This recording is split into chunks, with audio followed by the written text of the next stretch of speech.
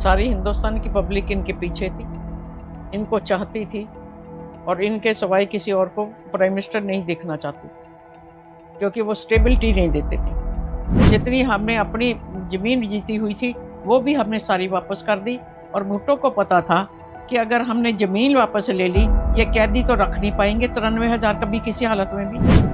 Politics में ये चीज़ तो कॉमन हो चुकी है कि आपस में लोग लड़ते रहे, चाहे हिंदू सिख हो, हिंदू मुस्लिम हो, हिंदू क्रिश्चियन हो, क्रिश्चियन मुस्लिम हो। गवर्नमेंट्स चाहती है कि लोग ब्लॉक में वोटिंग करें। अपोजिशन बीजेपी थी, बीजेपी को भी नहीं पता चला कि शिमला समझौता में करा क्या है। नमस्कार माता जी, नमस्कार, कैसे हो माता जी आप? बढ़िया। आज हम इंदिरा गांधी जी का हॉरोस्कोप डिस्कस करेंगे, जो कि हमारे प्राइम मिनिस्टर सीरीज में थर्ड हॉरोस्कोप है। जवाहरलाल नेहरू जी के बाद लाल बहादुर शास्त्री जो थे, वो प्राइम मिनिस्टर बने थे इंडिया के, और उनकी अनटाइमली डेथ के बाद इंदिरा गांधी जी जो थी, वो प्राइम मिनिस्टर बनी थी। इनके बारे में सबसे पहले आप हमें क्या बता सकते हैं, इनका time of birth, date of birth, क्योंकि इस पे भी काफ़ी क्वेश्चन उठाए जाते हैं, तो इनका हम time of birth, date of birth क्या ले रहे हैं? जैसे कि पता ही है सबको कि 19 नवंबर 1917 में इनका बर्थ हुआ और कोई कहता है कि रात के 11:12 पे हुआ और कुछ लोग 11:23 पे लेते हैं, मगर वो लेते हैं तो उससे लगन ही चेंज हो जाता है। तो हम यहाँ पे कौन सा लगन ले रहे हैं? हम इसको 11:12 पे ले रहे हैं। 11:12 पे कर्क लगन, कैंसर लगन ले रहे जी हैं। हाँ। ठीक है, मैं साथ में ऑडियंस के लिए हॉरोस्कोप भी लगा दूंगा और टाइम ऑफ बर्थ भी मेंशन कर दूंगा। तो इनके हॉरोस्कोप में क्या एक एस्पेक्ट है, क्या चीज़ है जो हमें दिखती है, क्योंकि बहुत ही इन्फ्लुएंशियल प्राइम मिनिस्टर रही हैं, काफ़ी इंपॉर्टेंट रही है, काफ़ी लंबा टेन्योर था। इनके हॉरोस्कोप के बारे में जनरली आप हमें क्या बता सकते हैं? भारतीय विद्या भवन वाले जितने भी स्कॉलर हैं, के एन राव भी, वो इनका जो है 4 नंबर का ही कर का लगन मानते हैं। तो हम लोग उसी को लेके आगे स्टडी करेंगे। ठीक है जी, इनके बारे में क्या आप हमें फिर बता सकते हैं? ये जब पैदा हुई हैं तो इनकी मदर के साथ इनकी काफ़ी अटैचमेंट थी और इनके पिताजी आमतौर पे पॉलिटिकल एक्टिविटीज़ के कारण घर से बाहर ही रहते थे। तो जब इनका बर्थ हुआ तो नंद भवन में इनका इलाहाबाद में इनका बर्थ हुआ। तो बचपन तो इनका एज़ यूजुअल बहुत ही अच्छा था, क्योंकि रुपए पैसे की कोई कमी नहीं थी। मोतीलाल नेहरू जो इनके दादा थे, वो अच्छे खासे पैसे कमाते थे। इनकी मदर के साथ मैंने सुना है कि इनकी मदर की भी अनटाइमली डेथ हो गई थी। काफ़ी जल्दी जो थी डेथ हो गई थी। इनकी मदर के साथ पर इनके रिलेशन काफ़ी अच्छे थे, काफ़ी डीप रिलेशन थे। उनको टीबी हो गई थी और टीबी का उन दिनों कोई इलाज नहीं था। तो वो इनको लेके हिल स्टेशन पे चली गई थी, मगर वहाँ भी वो रिकवर नहीं कर पाए, क्योंकि वो जिस दुःख को सालती थी कि मेरे पति नहीं आके मेरा हाल-चाल पूछते, तो वो उन दिनों में जेल में थे। इस वजह से वो आ नहीं पाते थे और वो इस चीज़ को बहुत फ़ील करती थी। और बाद में 1936 में इनकी जो मदर की डेथ है, 28 फरवरी 1936,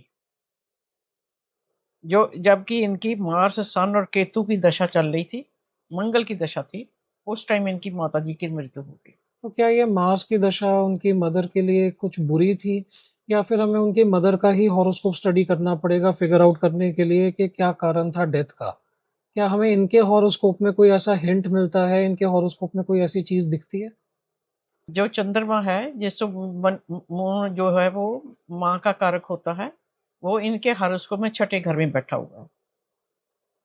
और जो फोर्थ घर में राशि पड़ती है, वो वीनस की पड़ती है, जो कि राहु के साथ है। तो इस कारण से हमें लगता है कि इनकी मदर की अनटाइमली डेथ हुई जी है। हाँ, इनको माँ का सुख कम मिला। इसके बाद इनकी लाइफ में जो मेजर इवेंट आ जाता है, वो इनकी फिरोज़ गांधी के साथ शादी आ जाती है। जी। तो शादी भी इनकी बहुत ज़्यादा लंबी नहीं चली, बहुत ज़्यादा एक वो नहीं था कि एवरलास्टिंग हो। इनके हस्बैंड की भी अनटाइमली डेथ हो गई थी। तो क्या इनका 7th हाउस वीक है? क्या 7th लॉर्ड वीक है? ऐसी क्या प्रॉब्लम है जिसकी वजह से इनके हस्बैंड की भी अनटाइमली डेथ हो गई? मैरिज इनकी 26 मार्च 1942 को हुई थी। वो दूसरे धर्म के थे, तो इन्होंने अपने पिताजी को कहा मैं मुझे इससे शादी करनी है। तो उनके पिताजी रेडी नहीं थे, मगर इनकी ज़िद के कारण वो मान गए और तब इन्होंने गांधी ने कहा कि मैं इनको अपना सरनेम देता हूँ। ये आज से इंदिरा नेहरू नहीं रहेगी, ये इंदिरा गांधी कहलाएगी। जो फिरोज़ गांधी थे, उनको सरनेम दिया गया था, क्या वो पारसी कम्युनिटी के थे? जी हाँ। तो इनके केस में जैसे हम इंटरकास्ट मैरिजेस देखते हैं अभी भी मॉडर्न हॉरोस्कोप में, वीनस के साथ राहु का कोई ना कोई रिलेशन आ रहा होता है, या वीनस का सैटर्न के साथ आ रहा होता है, या वीनस का केतु के साथ आ रहा होता है, जो हमें थोड़ी out of caste, out of religion marriage दिखाता है, अनयूजुअल मैरिज दिखाता है। क्या इनके केस में भी कभी ऐसी चीज़ थी? बिल्कुल वीनस और राहु बिल्कुल क्लोज में बैठे हुए हैं और वो 6th हाउस में है, जो कि शादी को सुख को कम करता है, और चलित में वो 5वें घर में आ जाते हैं।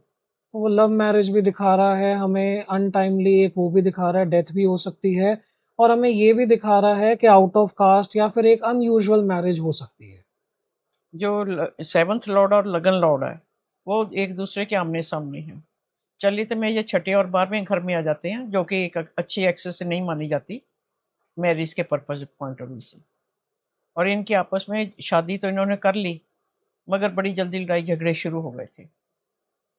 फिरोज गांधी जो है पॉलिटिक्स में आ गए। पॉलिटिक्स में आके उन्होंने देखा कि नेहरू बहुत ज़्यादा बेईमानियां कर रहे हैं। उन्होंने इस बात को संसद में उठाया, और तब इस बात से ये बाप बेटी दोनों ही उनसे काफ़ी खफा रहते थे। और ये चीज़ को हिस्ट्री में काफ़ी हाईलाइट नहीं किया जाता है, दिखाया नहीं जाता है कि फिरोज़ गांधी जी का भी कोई पॉलिटिकल करियर था, उन्होंने आवाज़ उठाई, इस चीज़ को कहीं पे भी हाईलाइट नहीं किया जाता है। क्योंकि नेहरू के इम्प्रेशन के अंडर उनको बहुत ज़्यादा हाईलाइट नहीं किया गया, और वैसे भी उनकी डेथ हो गई थी 8 सितंबर 1960 को। तो सिर्फ इनकी 42 में मैरिज हुई है, 60 में उनकी डेथ हुई है। तो 20 साल भी ये शादी नहीं चल सकी, वो 20 साल भी नहीं जिंदा रहे। 20 इयर्स ऑफ मैरिज ही सिर्फ देख पाए हैं, उसमें भी इनके रिलेशन जितना हिस्टोरियंस बताते हैं कि बहुत ज़्यादा अच्छे नहीं थे। टेंस रिलेशनशिप थे। डिवोर्स चाहे नहीं हुआ था, मगर डिवोर्स टाइप टाइप ही था ये जो रिलेशनशिप। हमें 6th हाउस की वजह से देखने को मिलता है। जी हाँ। इनके इस मैरिज के जो इनका टर्म था, जो इनका एक टाइम था, उसके अंदर इनके 2 बेटे पैदा हुए, संजय गांधी जी और राजीव गांधी जी। दोनों ही एक अनटाइमली डेथ हुई है, दोनों की दोनों ही ट्रेजिक तरीके से मरे हैं। इनके हॉरोस्कोप में ये चीज़ हमें बार-बार देखने को मिल रही है। इनकी मदर की डेथ, इनके हस्बैंड की डेथ, इनके दोनों बेटों की डेथ। ऐसा क्यों है? इनके हॉरोस्कोप में ये चीज़ बार-बार एक रिपीट क्यों हो रही है? मंगल सिंह राशि में है, लियो राशि में है, जो कि चलित में इनके लगन में आ जाता है। तो ये एक वायलेंट डेथ को शो करता है।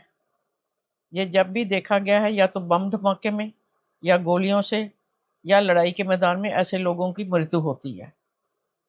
तो ये इसके कारण ये दिखा जाता है। बाकी उनकी डेथ क्यों इतनी जल्दी हो गई, वो उनके अपने हरस को बताएंगे। मगर इनके अराउंड जितने भी लोग थे, उनकी एक अनटाइमली डेथ हुई है। इनका तो आपने हमें कारण बताया, मगर जितने भी इनके अराउंड थे, उनकी भी ऐसी डेथ हुई है। जी हाँ।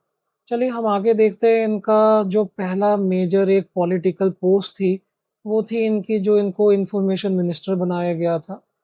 उस टाइम पे इनकी क्या दशा चल रही थी? क्या पीरियड था? क्यों इनको वो पोज़ीशन प्राप्त हुई?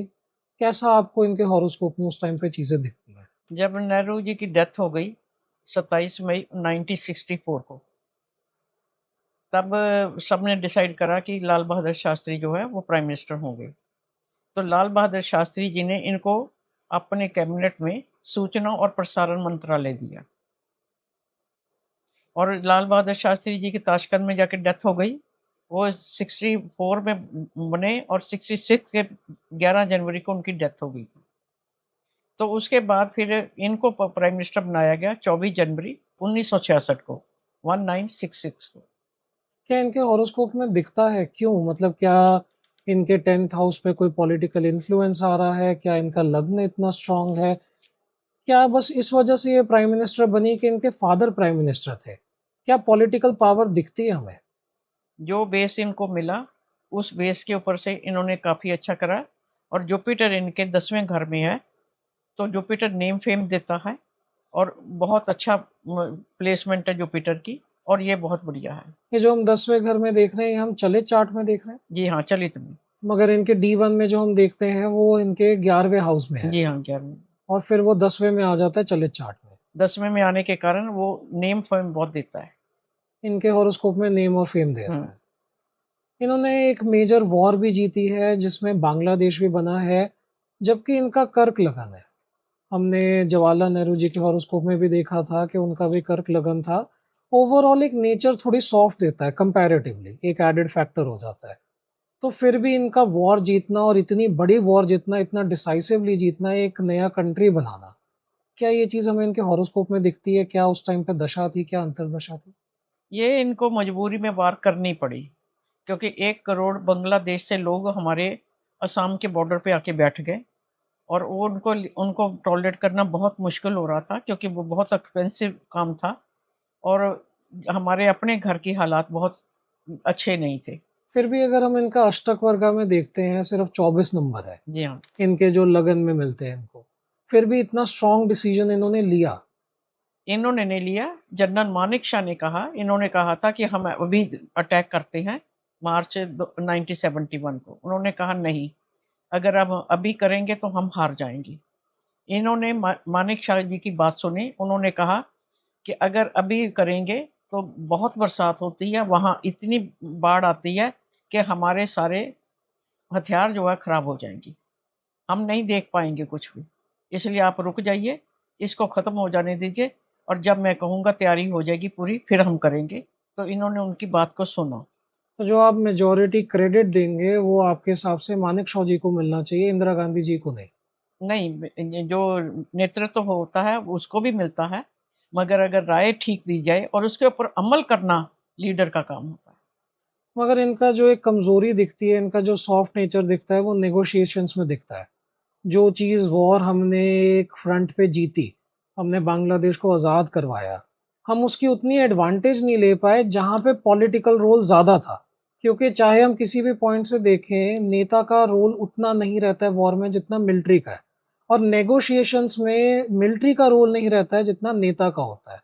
तो क्या कहीं न कहीं इनकी सॉफ्ट नेचर की वजह से हम टेबल पे वो वॉर हार गए? क्या टेबल पे हमें एक नुकसान हुआ? बहुत ज़बरदस्त।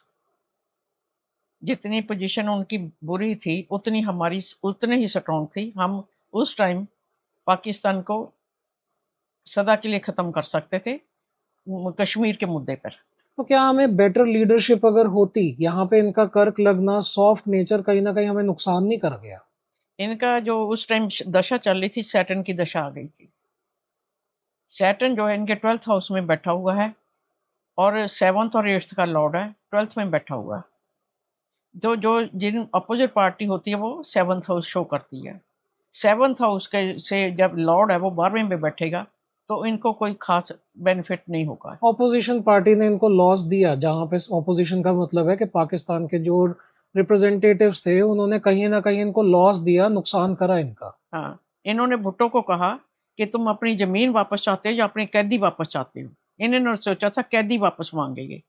उन्होंने कहा नहीं, हमारी ज़मीन सारी वापस कर दो, कैदी अपने पास रखो। हमें ऑप्शन देने की ज़रूरत ही क्या है? कोई ज़रूरत नहीं थी, मगर सैटर्न ने उनको इतना ज़्यादा इल्यूज़न में रखा कि उनको खुद ही नहीं समझ आई कि ये भुट्टो मेरे से क्या करवा रहा है।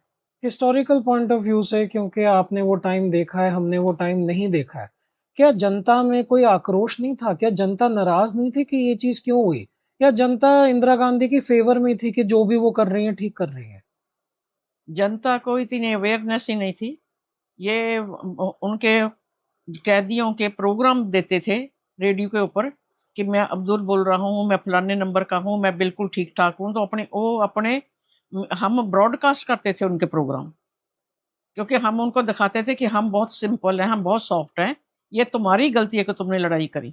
नहीं, हम तो अपनी तरफ से दिखा रहे हैं कि आपकी गलती है कि आपने लड़ाई करी, और हम इंटरनेशनल कम्युनिटी को भी दिखा रहे हैं कि हम कोई वॉर क्राइम नहीं कर रहे हैं, हम टेक केयर कर रहे हैं प्रिज़नर्स की भी। बिल्कुल।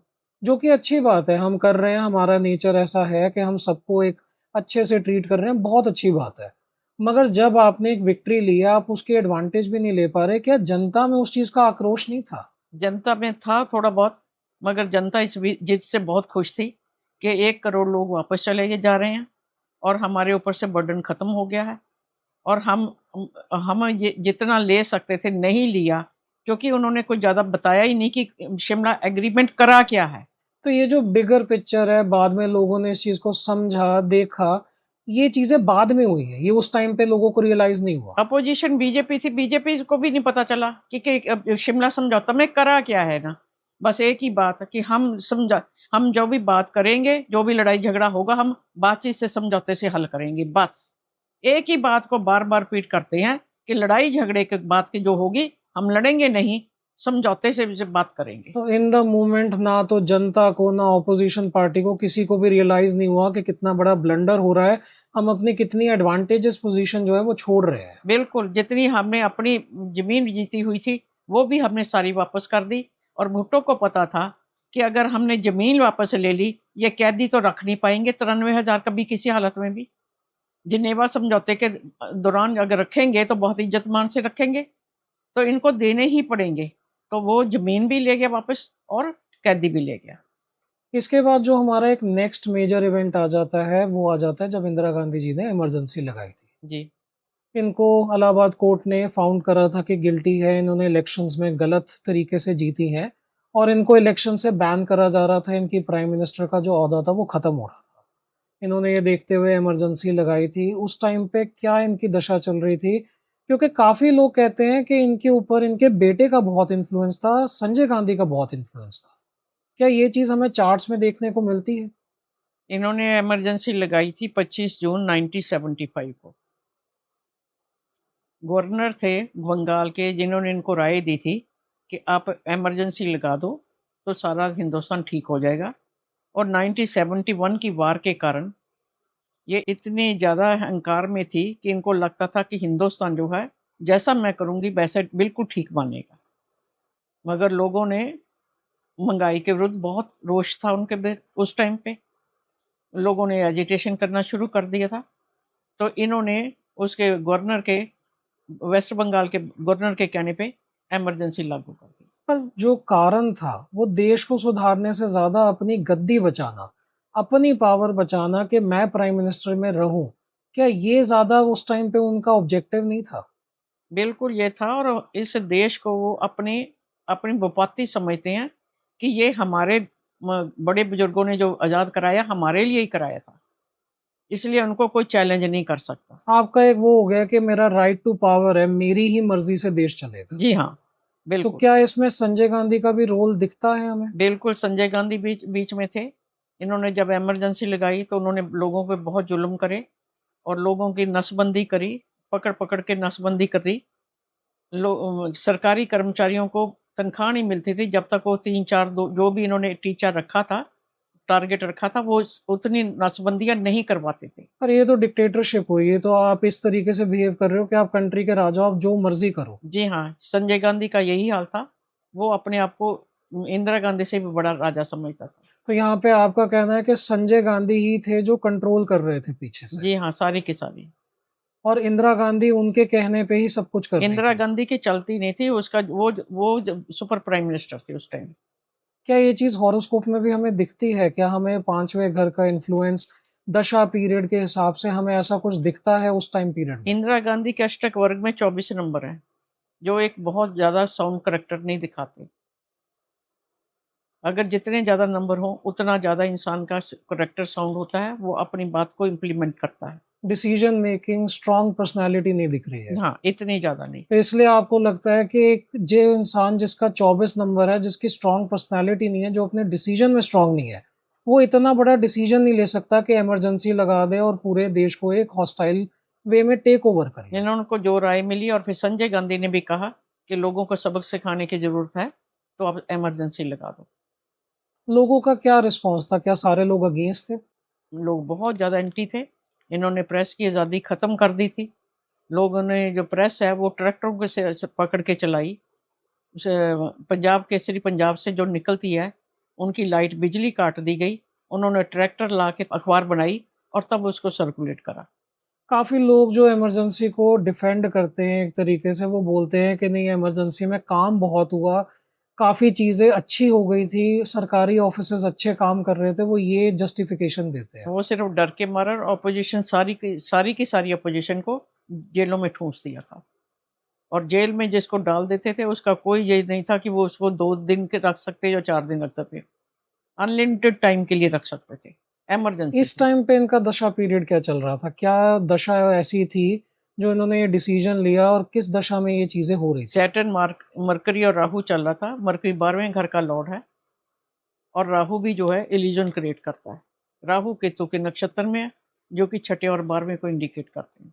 तो यहाँ पे एक वो नहीं दिख रहा है कि स्ट्रॉन्ग, कमांडिंग अच्छा डिसीजन था इनके लिए, इनकी पब्लिक इमेज के लिए, इनकी हेल्थ के लिए, इनके लिए ओवरऑल ये बुरा डिसीजन था। जी हाँ। और फिर इनको राय दी गई 77 में कि इस इलेक्शन करा दो, आपको फुल मेजॉरिटी आएगी। मगर ये इलेक्शन हार गई थी। ये इलेक्शन इन्होंने सोचा कि हाँ, हिंदुस्तान में मेरा डंका बज रहा है, तो मैं इलेक्शन कराऊंगी तो मैं वैसे ही वापस आ जाऊंगी। इन्होंने 1977 में इलेक्शन कराए और बुरी तरह हारी। जिस टाइम पे जनता पार्टी का रूल आया जी हाँ, था। जनता पार्टी का रूल। और जनता पार्टी में जो सबसे बड़ा था पावर कन्फ्लिक्ट था कि कौन एक आगे लीडर बनेगा, कौन प्राइम मिनिस्टर बनेगा। नहीं, इन्होंने जो मोरारजी देसाई थे, वो सबसे उम्र में बड़े थे, सबसे एक्सपीरियंस में बड़े थे, तो इन सब ने मिलकर ये सोचा कि हम मोरारजी देसाई को प्राइम मिनिस्टर बनाएंगे। पर फिर ये सरकार चल क्यों नहीं पाई? क्योंकि इंदिरा गांधी के जो षड्यंत्र थे वो पीछे से थे, वो धीरे धीरे खोखला कर रही थी और कंफ्यूजन क्रिएट कर रही थी। तो कहीं ना कहीं एक पॉलिटिशियन तो है वो एक बहुत अच्छी, जबरदस्त पॉलिटिशियन। उन्होंने पॉलिटिक्स खेल के वापस भी पावर गेन करी है। जी हाँ, इन्होंने तब 1977 में ये बन गई, गवर्नमेंट बन गई, इसको 2 साल भी नहीं चलने दिया और इसके बाद जो है ये सरकार गिर गई और फिर दोबारा इलेक्शन हुए। इन दौरान में इन्होंने कभी चरण सिंह को प्राइम मिनिस्टर बनाया, कभी किसी को बना रहे थे, कभी किसी को बना रहे थे। काफी कंफ्यूजन रही थी जनता पार्टी के रूल में, जिसकी वजह से इंदिरा गांधी को फिर से वापस आने का मौका मिला, जिसमें इंदिरा गांधी जी का खुद का भी रोल था, जिस तरीके से वो जनता पार्टी को तोड़ते जा रही थी पीछे से। जी हाँ, ये षड्यंत्र के कारण जनता पार्टी जो है यूनाइटेड नहीं रह पाई और उनको एक्सपीरियंस भी नहीं था इतना। फर्स्ट टाइम वो आए थे पावर में, तो जितना इन्होंने किसी को भड़का के जो भी इनका कर सके थे इन्होंने करा। इसके बाद जो एक मेजर इवेंट आता है इनकी लाइफ में वो है इनके बेटे की डेथ, नहीं, संजय उससे पहले इन्होंने इलेक्शन जीता और रिजल्ट आया 14 जनवरी 1980 को, तब ये मेजॉरिटी से जीत गई। इसने यही कहा कि एक स्टेबल गवर्नमेंट जो है सिर्फ कांग्रेस दे सकती है, मैं दे सकती हूँ स्टेबल गवर्नमेंट। जो कि उस टाइम के लिए सच भी था। हाँ, वो सच भी था। लोगों ने इस बात के माना कि हाँ, ये सरकार चलाने लायक नहीं है, ये खिचड़ी गवर्नमेंट है, खिचड़ी गवर्नमेंट से हिंदुस्तान का भला नहीं हो सकता। बहुत ज्यादा पार्टियां कोलिशन इन्वॉल्व जी थी। हाँ, तब इनको 14 जनवरी 1980 को जो इलेक्शन का रिजल्ट आया तो ये मेजॉरिटी से जीत गई। तब सैटर्न वीनस सैटर्न चल रहा था। वीनस जो है वो 11th का लॉर्ड है, 4th का लॉर्ड है और 5वें में बैठा हुआ है और अपने ही नक्षत्र में होने के कारण वो बहुत अच्छे रिजल्ट देता है, तो इसलिए ये जीत गई। और ज्यों ही सैटर्न वीनस मरकरी आया 23 जून 1980 को इनके बेटे की डेथ हो गई। यानी कि प्रत्यंतर दशा उस टाइम पे बदल गई थी। जी हाँ। उस टाइम पे मरकुरी की प्रत्यंतर दशा शुरू हो गई जी थी, हाँ, बिल्कुल। जिसमें इनके बेटे की काफी ट्रैजिक डेथ हुई है, जिन्होंने इनको काफी ज्यादा एक हिला दिया था, एक काफी डिफरेंट वुमेन हो गई थी उनकी डेथ के बाद। हाँ, वो नेचुरली चाहे प्राइम मिनिस्टर हो, चाहे कुछ हो, मगर उनके लिए बहुत बड़ी सपोर्ट थी और वो अपने बच्चे को प्यार तो हर माँ ही करती है, ये भी करती थी, तो इनको बहुत बड़ा शॉक लगा था। और उनको वो as a next prime minister भी देख रही थी, क्योंकि राजीव गांधी जी उतना इंटरेस्टेड नहीं थे पॉलिटिक्स में जितना संजय गांधी जी थे। बिल्कुल सही बात है। राजीव को एक इंटरेस्टेड नहीं थे, सोनिया भी नहीं चाहती थी कि मेरे पति इसमें आए, इसलिए संजय गांधी को इस काम के लिए तैयार कर रही थी और वो। उनकी डेथ एक बहुत ही वो थी कि खत्म हो गया जो वो आगे प्लान कर रही थी, जो उनके दिमाग में था कि संजय गांधी जी संभालेंगे, जो कि वो काफी उनके अंदर एक पॉलिटिकल करिश्मा भी था, काफी स्ट्रॉन्ग एक पर्सनालिटी थी, वो चीज, वो सब कुछ, वो सारी चीजें खत्म हो गई। बिल्कुल। उसके साथ ही उनकी मौत के साथ ही ये खत्म हो गया। तब इन्होंने अपने आप को संभाला और राजीव गांधी को उसकी जगह प्लान करा। एक और इनकी जो एक पॉलिटिक्स में, इनके करियर में, इनके लीडरशिप में एक बहुत ही कंट्रोवर्शियल चीज आती है, वो इनके डिसीजन आते हैं पंजाब में। जी हाँ। जो इन्होंने पंजाब में किया, जो इन्होंने एक तरीके से खुद ही एक्सट्रीमिस्ट लोगों को सपोर्ट करके उनको पावर देके, फिर उसके बाद पावर देने के बाद उनके अगेंस्ट होना, एक्शन लेना, ये सारी चीज़ें एंड में यही इनकी मारक भी बनी है। क्या ये चीज़ें हमें इनके हॉरोस्कोप में दिखती है? बिल्कुल दिखती हैं जी। ये पॉलिटिशियन तो थी, मगर इन पॉलिटिशियन को इनकी इतनी समझ नहीं थी कि इनको कभी भी ऐसी धार्मिक भावनाएं भड़का कर लोगों को खड़ा नहीं करना चाहिए। इन्होंने पंजाब में इसलिए करा ताकि कांग्रेस की गवर्नमेंट वहाँ बन जाए तब अकालियों की गवर्नमेंट थी, कांग्रेस की गवर्नमेंट को काफ़ी देर पहले ख़त्म हो चुकी थी। तो इस वजह से इन्होंने भिंडरावाला को खड़ा करा। भिंडरावाला इनके आउट ऑफ कंट्रोल हो गया। वो जाके स्वर्ण मंदिर साहब में चला गया, अंदर चला गया और वहीं से अपनी सारी गतिविधियां चलाने लगा। मगर क्या हमें इनके हॉरोस्कोप में, इंदिरा गांधी जी के हॉरोस्कोप में ऐसा कुछ दिखता है? क्या उस टाइम पे कोई ऐसी दशा चल रही थी जो इनको गलत डिसीजन करवा रही थी, जिसकी वजह से इन्होंने ऐसे ब्लंडर डिसीजन लिए हैं जो एंड में इनकी एक मौत का कारण भी बनी है? इन्होंने 6 जून 1984 को, जब बहुत ही बुरा हाल होने लगा कि हिंदुओं को उतार के, बसों से उतार के, लाइन में खड़े करके सरदारों ने, उग्रवादियों ने गोलियां मारनी शुरू कर दी। ये रोज का ही काम हो गया था। वहां से हिंदू, पंजाब से हिंदू पलायन कर गए बहुत सारे, और बहुत सारे मारे भी गए। और ये सारा पाकिस्तान करवा रहा था। पाकिस्तान की तरफ इनका सॉफ्ट स्टेट हमेशा ही रही है कांग्रेस की। उनको सॉफ्ट टारगेट बन जाते हैं हम उनके लिए। और इन्होंने पाकिस्तान को तो जो करना था वो कर चुकी थी 1971 में।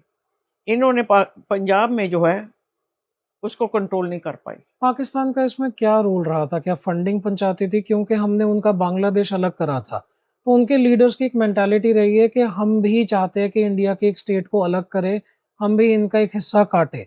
तो क्या वो फंडिंग प्रोवाइड करते थे, वेपन प्रोवाइड करते थे? उनका क्या रोल रहा था इसमें? वो लड़कों को ले जाके ट्रेनिंग देते थे और फंडिंग भी देते थे, हथियार भी देते थे, सब कुछ देते थे और यहाँ इम्प्लांट करते थे और इनको पूरी तरह सपोर्ट करते थे ताकि कश्मीर में और इसमें पंजाब में रक्तपात चलता रहे। तो इन्होंने जो डिसीजन लिया, ऑपरेशन ब्लू स्टार हुआ, जिसकी वजह से इतना क्योस हुआ, क्या वो डिसीजन इन्होंने सही लिया, गलत लिया? दशा के अकॉर्डिंग हम इनका उस टाइम पे, क्योंकि अल्टीमेटली तो इनके लिए नुकसान हुआ ही हुआ है, मगर क्या दशा पीरियड के अकॉर्डिंग हम क्या कहेंगे कि वो डिसीजन कैसा था? इन्होंने बहुत देर कर दी, इस बात को कैंसर की तरह बढ़ा दिया। हम लोग तो उन दिनों में बहुत अवेयर थे, हमें दिख रहा था। मेरा ब्रदर खुद हरिबंदर साहब में डॉक्टर की ड्यूटी पे था, तैनात था। जब बहुत ज़्यादा हो गया और पुलिस पे भी अटैक होने लग गए, पुलिस के हेड हेड कांस्टेबलों को भी सबको मारना शुरू कर दिया इन लोगों ने, बैंक लूटने शुरू कर दिए। इतना केओस फैला दिया कि जिसका हिसाब नहीं। उग्रवादी इतने ज़्यादा थे और इनको पाकिस्तान पूरी तरह सपोर्ट कर रहा था। हम पत्ते पत्ते काटने को तैयार बैठे थे मगर जड़ को ख़त्म नहीं कर रहे थे और इंदिरा गांधी को ये बात समझ नहीं आ रही थी। तो कहीं न कहीं एक ब्लंडर था, बहुत देर कर दी और एंड में एक ऐसा ड्रास्टिक डिसीजन लेना पड़ गया। उन दिनों जैल सिंह जी हमारे प्रेसिडेंट थे, जो खुद सरदार थे। वो नहीं चाहते थे कि हम स्वर्ण मंदिर साहब में कुछ एक्शन लिया जाए और ये इतना एक्शन सवेर लेना नहीं चाहती थी और इसके बगैर ठीक होना नहीं था। इसमें लोगों के मन में बहुत रोष था कि सरकार क्यों नहीं एक्शन ले रही। हर रोज जो है बसों से उतार के हिंदू मारे जा रहे हैं, क्या कसूर है इनका। तो क्या जनता चाहती थी कि वो ऐसा एक्शन ले? वो कि चाह रही थी कि इस उग्रवाद को खत्म किया जाए, चाहे उसके लिए कुछ भी करना पड़े। जब पानी सर से ऊपर चला गया तब इन्होंने एक्शन लिया। बहुत देर कर दी वो एक्शन बहुत लेने। देर कर ली और तब इन्होंने मिलिट्री भेजी। मिलिट्री जो है जितने कर सकती थी, बूट उतार के गई, सब कुछ करा। वहाँ इतनी गोलियां चली, कई लोग मारे गए। भिंडरावाला भी उसी में मारा गया और ये तब पीरियड चल रहा था इनका, सैटर्न वीनस चल रहा था, सैटर्न वीनस। और तब इनका ये सारा काम तामझाम हो गया और इससे सरदार बेहद गुस्से में आ गए कि स्वर्ण मंदिर साहब को के अंदर फौज कैसे घुसी। कहीं न कहीं कुछ जो है सिख कम्युनिटी में अभी भी वो आक्रोश है। ऑल्दो अब काफ़ी लोग रियलाइज़ करते हैं, हिंदू भी समझते हैं और सिख भी समझते हैं कि ये सेपरेट नहीं है। ये एक ही हैं और एक तरीके से एक-दूसरे के भाई हैं। कांग्रेस ने हमेशा ऐसी कोशिश करी है कि हर बंदा दूसरे बंदे के साथ लड़ता रहे। जैसे अंग्रेजों की पॉलिसी थी कि हिंदुस्तान पाकिस्तान बनाते तो और हमेशा लड़ते रहेंगे आपस में, हथियार बिकते रहेंगे, कभी कभी हमारा भी शायद आना जाना दोबारा हो जाएगा। ऐसे ही उनको हमेशा रहा है कि हिंदू सिख लड़ते रहें।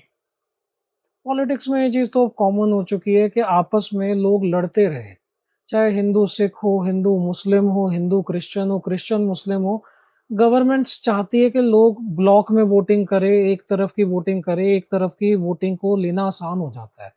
ये चीज़ तो रही है, पर हिंदू और सिखों को लड़ाना, इतनी एक्सट्रीमिज़्म बढ़ाना, ये एंड में इनकी एक डेथ का कारण भी बना और इनको काफ़ी मतलब वायलेंट वे में इन्हीं के बॉडीगार्ड ने गोली मार दी थी, जो कि काफ़ी मेजर इवेंट था पूरे हिंदुस्तान के लिए। हिंदुस्तान के लिए और देश के दुनिया के लिए भी बहुत बड़ा इंसिडेंट था। बहुत बड़ी लीडर मानी जाती थी। 3 बार इलेक्शन जीत के आई थी और अपने पिताजी से कुछ साल ही कम थे, मगर ये काफ़ी साल इन्होंने राज करा, सन 66 से लेकर 84 तक। देख लीजिए कितने साल हो गए। काफ़ी लंबा टेन्योर था इनका और लंबे से भी ज़्यादा इनका काफ़ी इन्फ्लुएंशियल टेन्योर था। बिल्कुल, सारी हिंदुस्तान की पब्लिक इनके पीछे थी, इनको चाहती थी और इनके सिवाय किसी और को प्राइम मिनिस्टर नहीं देखना चाहती थी, क्योंकि वो स्टेबिलिटी नहीं देते थे। इसके बाद जब इनकी डेथ हो गई तो काफ़ी केओस था और उसके बाद इमीडिएटली राजीव गांधी जी को प्राइम मिनिस्टर बनाया गया था। उसमें भी लोग कहते हैं कि उस टाइम पे वो बाहर थे, उनको बुलाया गया। काफ़ी एक हड़बड़ी का माहौल था कि अब क्या, अब हम क्या करें? 31 अक्टूबर 1984 को सुबह 9 बजे के आसपास इनके जब इंदिरा गांधी जी वहाँ से निकली अपने ऑफिस में जाने के लिए, उनके बॉडीगार्डों ने उनको छलनी कर दिया गोलियां मार के। उस टाइम राजीव गांधी यहाँ नहीं थे। राजीव गांधी गए हुए थे अपने इलेक्शन के लिए प्रचार करने के लिए और सोनिया गांधी थी अकेली। वो इनको लेके गए, मगर उन्होंने कह दिया कि आप ये इनके ख़त्म हो चुकी हैं, क्योंकि बहुत ज़्यादा खून बह गया था। उसके बाद राजीव जब आए तो कांग्रेसियों ने सारे दिल्ली में आग लगानी शुरू कर दी कि एक दो सरदारों ने मारा है तो सरदारों को इनका दंड दिया जाएगा। और अगर आपको दंड देना ही है, आप उन 2 लोगों को दो, क्योंकि वायलेंस कभी भी सही नहीं है। पहली बात तो इंदिरा गांधी जी ने जो करा वो गलत करा। उसके बाद जो सिखों ने वहाँ पे करा पंजाब में वो गलत करा। उसके बाद हिंदुओं ने जो यहाँ पे मारे वो गलत करा। आप एक गलत को दूसरे गलत से पनिश करे जा रहे हो, क्या उसका फ़ायदा है? क्या उसका एंड कोई नहीं है। राजीव गांधी बहुत हर्ट थे। उन्होंने कहा जब बड़ा पेड़ गिरता है तो धरती हिलती है। इस बात को इंडिकेट करके उनके जितने भी चेले चपाटे थे, उन्होंने दिल्ली में सरदारों को मारना शुरू कर दिया। जनता को समझना चाहिए कि धरती उनकी है ही नहीं। अगर कोई पेड़ गिरा है तो गिरा है, पर ये धरती उनकी नहीं है। इस धरती पे उनका हक नहीं था कि वो इस धरती को हिलाए और इतना गलत डिसीजन ले। उन्होंने जो करा, उन्होंने जो डिसीजन लिए, जो उन्होंने लोगों को बोला, वो चीज़ आगे लोगों को नहीं सुननी चाहिए थी। उनको आगे रायट्स में किसी को भी पार्टिसिपेट नहीं करना चाहिए था। कांग्रेसियों को कभी भी सीधा रास्ता दिखाया ही नहीं गया। जोर जबरदस्ती का रास्ता दिखाती थी कांग्रेस अपने वर्करों को, और कांग्रेस के वर्कर ही थे जो सब जगह पे ये मार रहे थे। हिंदू जितना कोशिश कर रहे थे उतना बचाते थे सरदार भाइयों को अपने, मगर कांग्रेस के लिए कोई इस बात की कोई फर्क नहीं था। 30-35 साल ये केस केस चलता रहा। मारने वाले मर गए, मगर ये केस की कोई फैसला नहीं हुआ। तो इसलिए ये कह देना कि कांग्रेस उनको चाहती नहीं थी कि लड़ाई हो। कांग्रेस चाहती थी कि इनको एक सबक सिखाया जाए, उन लोगों को भी जिनका कोई कसूर नहीं था। कोई भी पॉलिटिकल पार्टी है, जब वो इतनी देर पावर में रहती है, कहीं न कहीं घमंड आ जाता है। कहीं न कहीं दिमाग में ये आ जाता है कि उनके अलावा कोई रूल कर ही नहीं सकता।